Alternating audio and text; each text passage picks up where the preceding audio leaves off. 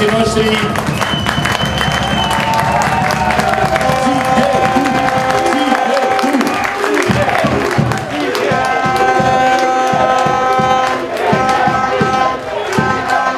Așadar, băieții noștri, în tradiționalul echipament, tricou roșu și șorturi negre, echipa oaspete, CSM Olimpia din Satu Mare, tricouri galben-albastru.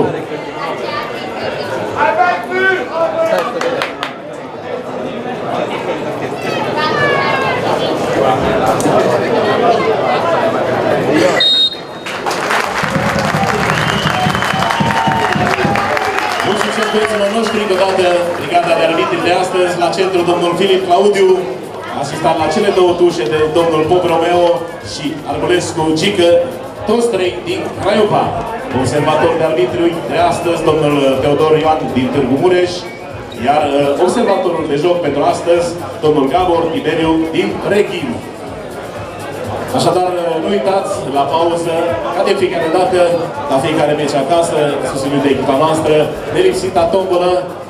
Astăzi, ca și premii, avem o minge semnată de jucătorii echipei noastre, jucătorii echipei CSM Sighet, iar ca cel de-al doilea premiu, un tricou al echipei CFR Cluj.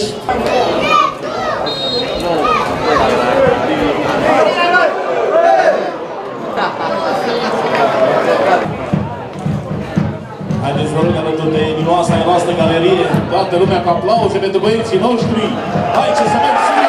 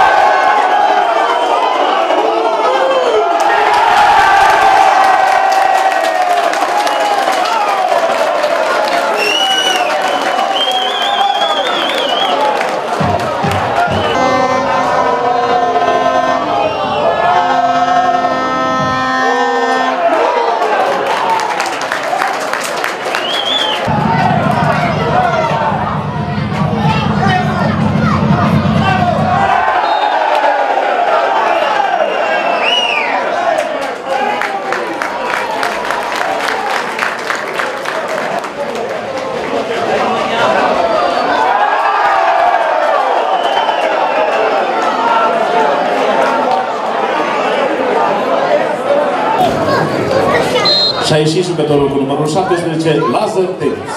Hai, ce să vezi, Sighe!